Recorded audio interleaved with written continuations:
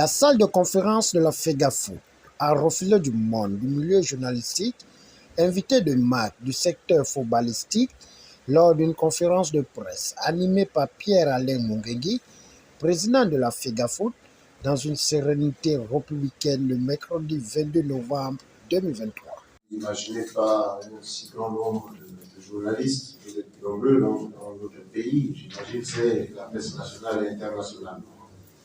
On est resté longtemps distants les uns des autres, moi personnellement et vous, et nous avons pensé qu'il était opportun aujourd'hui de vous recevoir et d'échanger sur les questions d'actualité dans notre pays, particulièrement dans le football de notre pays. Il nous convient tous d'épouser l'ère du temps, en commençant bien sûr par assumer ce passé qui a connu de hauts et de bas. Après mon élection, le 16 avril 2022 à Lambaréné, et les ennuis judiciaires et administratifs que vous avez suivis, que j'ai connus, personne nul n'ignore que 2 jours après mon élection, j'ai été jeté en prison après un séjour d'une semaine au B2, dans une cellule. J'ai été jeté par envie en prison au motif d'avoir remporté une élection face à un candidat qui était hyper soutenu et qui avait à Lambaréné comme directeur de campagne le ministre de la Jeunesse et des Sports sortant.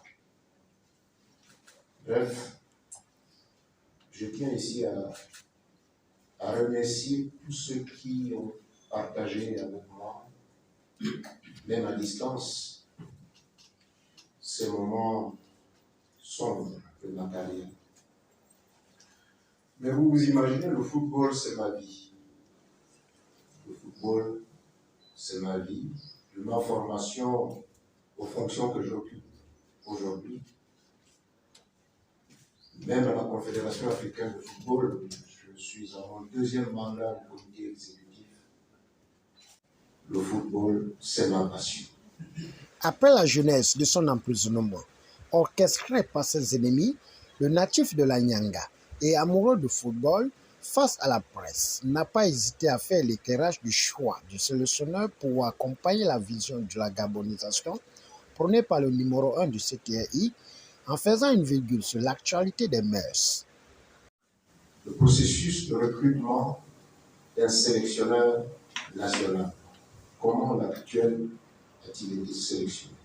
La formation d'un staff technique.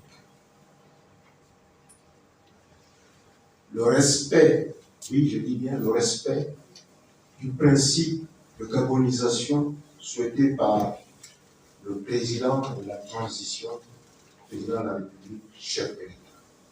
Le président de la transition, c'est que le Sénégal est aujourd'hui champion d'Afrique de toutes catégories, avec les encadreurs africains. Et donc, dans son souci de gabonisation, il nous a instruit de trouver, de mettre en place un staff composé des nationaux. Et vous tous, autant que vous êtes, vous suivez l'actualité de notre sport. Personne ici ne peut se lever et dire qu'il y a mieux que Thierry Mouyouma en matière d'entraînement. Nous avons envoyé Sadik à un séminaire de la FIFA Guardian sur les mœurs. Et nous avons mis en place une commission des mœurs au sein de la fédération européenne. Nous avons fait ça avant que les gens ne viennent créer des scandales artificiels. Nous avons pris ces dispositions. Je crois que, chemin faisant, les gens ont compris que c'était des manœuvres justement pour empêcher la candidature. Ça n'avait rien à voir avec le sport. Et puisque c'est déjà dit, et c'est sur la toile, il faut prendre des dispositions. Aujourd'hui, les enquêtes sont en cours. Malheureusement, pas de victimes, pas de témoignages, personne n'est arrivé pour dire que mon fils a été victime de ça. Vous avez suivi le documentaire de BBC qui a montré des gens masqués qui parlent avec un français anglophone. Donc, tout le monde est dans la machination. Dans la machination, et pour ça, je disais tantôt que nous sommes un pays plein de dignité. Préservons cette dignité. Préservons cette dignité.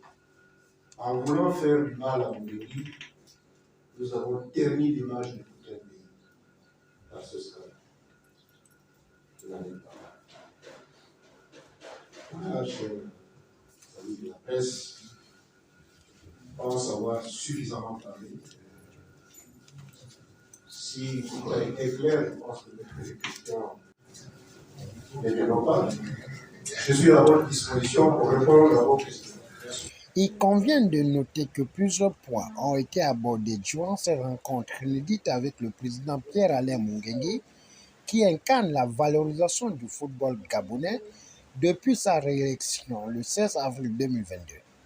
Au finish, ce rituel, basé sur l'actualité du football et perspectives à venir, a fait tomber son rideau dans une ambiance interactive et bon enfant, en espérant connaître le nom du futur équipementier des Panthères.